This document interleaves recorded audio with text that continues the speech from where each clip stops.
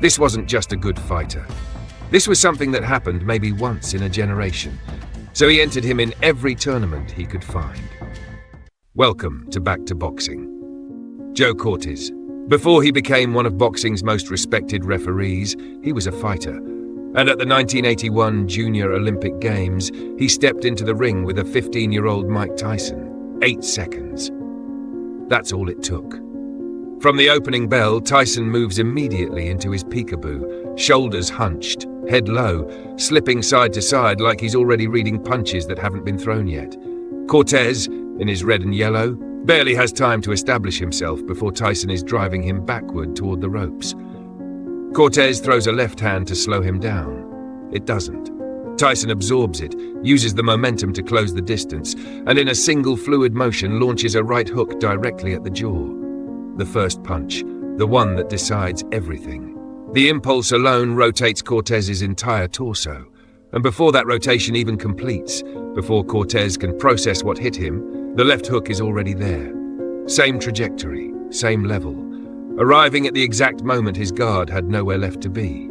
Cortez goes down like a folded sheet, flat on his back, arms out to the sides, an X on the canvas. The corner rushes in. The referee waves it off. The whole thing, from first movement to final knockdown, clocked at roughly 8 seconds, making it arguably the fastest finish in amateur boxing history. On the replay, you can see the elegance of it. Cortez had actually thrown something first, an uppercut that caught air, leaving that left hand hanging in empty space.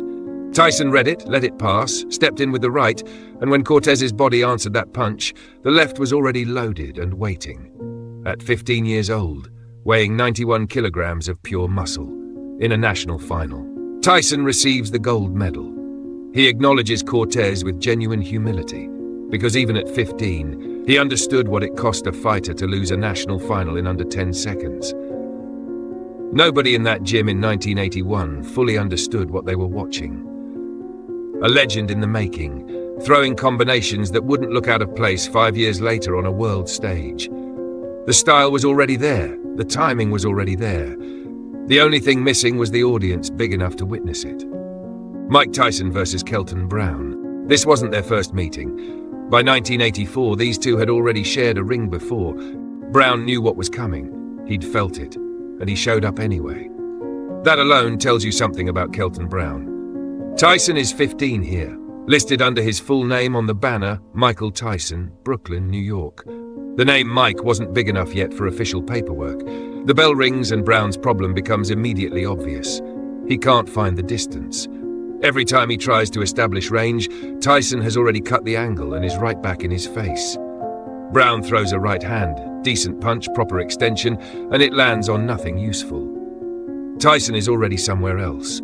What Brown does next reveals his character. He's not clean. He throws an elbow in tight, buys himself a half second of space. Survival instinct.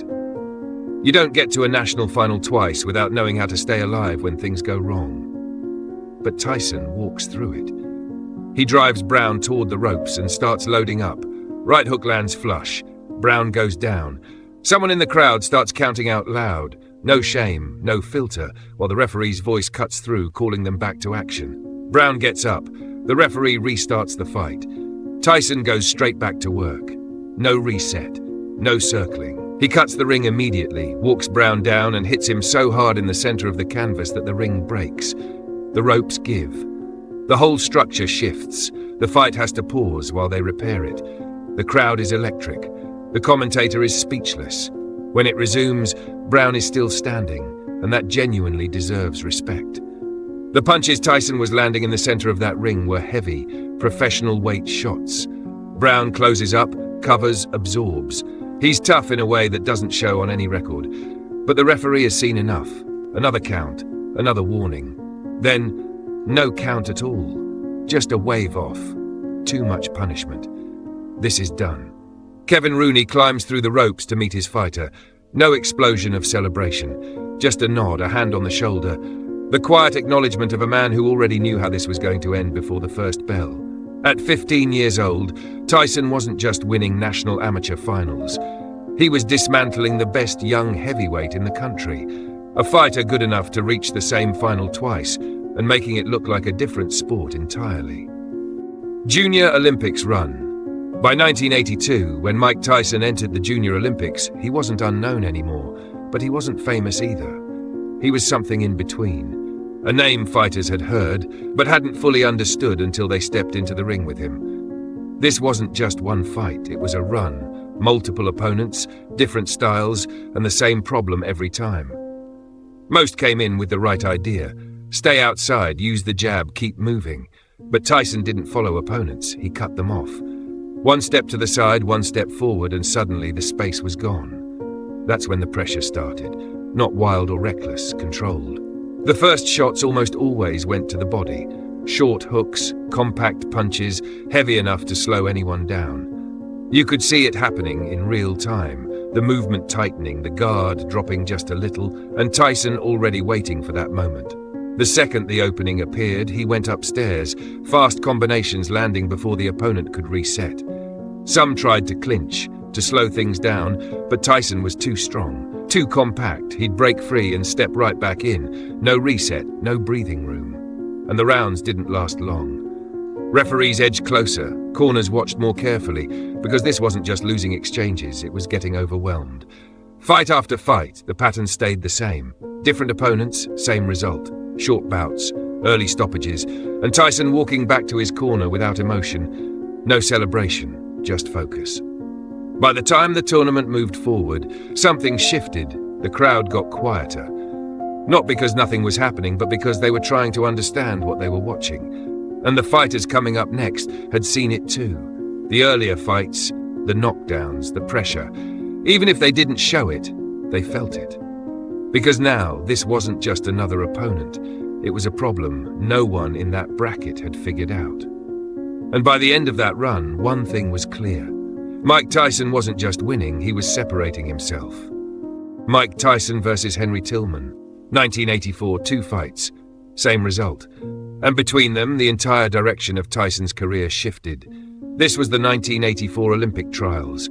The stakes couldn't have been higher. One spot on the US heavyweight team, 2 fighters who both believed they deserved it. Fight 1, Fort Worth, Texas. June 10th, 1984. Tyson comes out the way he always does, low guard, head moving, trying to cut the ring and get inside. And in the first round, it works. He lands a series of right hands that buckle Tillman's legs and sends him down between the ropes. The crowd reacts. Everyone in that building assumes what usually happens next. Tyson smells blood, swarms, finishes. But Tillman gets up and does something most people wouldn't. He doesn't panic. He doesn't try to trade back.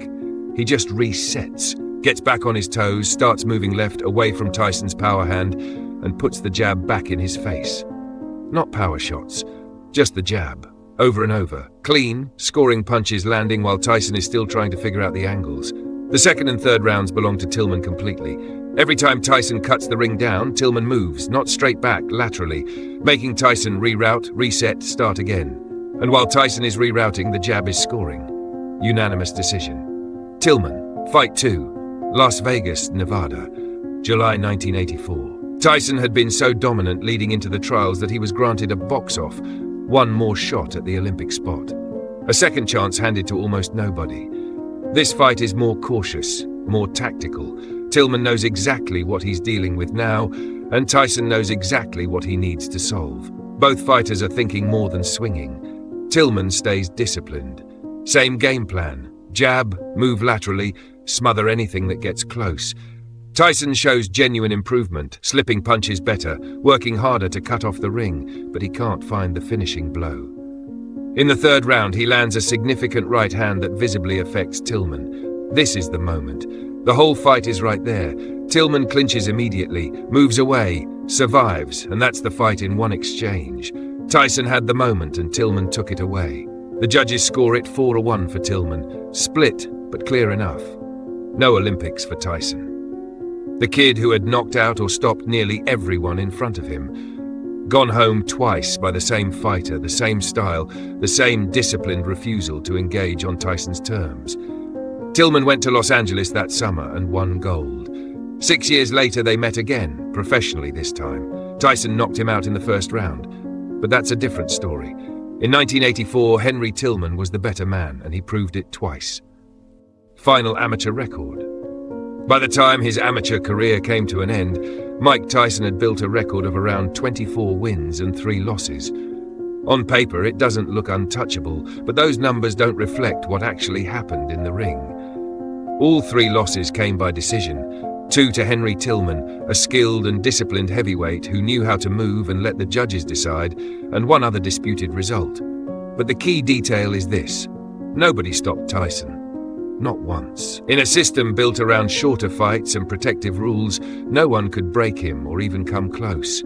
Even the losses didn't expose weakness. They showed how hard it was just to contain him. On the other side, almost everyone else got taken out. Most of his wins came by knockout or stoppage, often in the first or second round, sometimes in under a minute. Opponents didn't just lose, they were overwhelmed before they could even settle in. Some barely had time to throw more than a handful of punches. It wasn't just power that made the difference. It was the speed, the timing, the head movement. Tyson slipped punches before they were fully extended and closed distance in ways that didn't make sense for a heavyweight. Once he stepped inside, there was no reset, only pressure. Inside the gym, Damato already understood what he was building, but now others were starting to see it too. Jimmy Jacobs and Bill Kelton had spent their lives studying boxing history, watching footage of every great heavyweight, from Jack Dempsey to Sonny Liston to Rocky Marciano. They didn't make comparisons lightly, but with Tyson, they kept coming back to the same conclusion. This wasn't just potential, it was something already forming. Not raw, not incomplete, already sharpened. The amateur system had nothing left to offer him. The move wasn't rushed, it was inevitable. It was time to turn him professional. Turning professional to world champion. On March 6, 1985, in Albany, New York, Mike Tyson stepped into the professional ring for the first time against Hector Mercedes. It didn't feel like a debut, it felt like a continuation. The same low crouch, the same peekaboo guard, the same calm, focused presence. Within seconds of the opening bell, the pressure was already there. Tyson moved forward with subtle head movement, slipping punches before they were fully thrown. The first clean right hand landed, and the reaction was immediate. Mercedes clinched, trying to survive. Tyson stayed composed. He didn't rush or force the finish. He kept pressing, working the body, creating openings step by step until the moment came. When he dropped Mercedes, it wasn't dramatic. It was precise. By the end of the round, the outcome was already clear. The referee stepped in, and just like that, Tyson had his first professional stoppage. He walked back to the corner without celebration, like it had gone exactly the way it was supposed to. What followed wasn't a normal progression. It was acceleration. He fought constantly. April, May, June, twice in July, twice in August, then again in October, November, and December. 11 fights in his first year, and 10 ended in knockouts or stoppages, most of them early. Opponents like Donnie Long, Ricardo Spain, John Alderson, and Mark Young didn't just lose. They were overwhelmed before they could use their experience. The difference was too much. The speed, the power, and the technique were already ahead of most heavyweights. There was no slow build, just impact. And as it kept happening, word spread quickly. Then came November 22nd, 1986, in Las Vegas. Tyson was 20 years old, standing across from WBC heavyweight champion Trevor Berbick, a legitimate champion who had gone the distance with Muhammad Ali and defeated Pinklon Thomas for the title. This was supposed to be the test. In the second round, it ended. A clean left hook dropped Berbick. He got up, but his legs weren't there. He stumbled, fell again, got up again, and collapsed once more. The referee waved it off. And just like that, Mike Tyson became the youngest heavyweight champion in boxing history at 20 years old. The cameras searched the ring, but Damato wasn't there.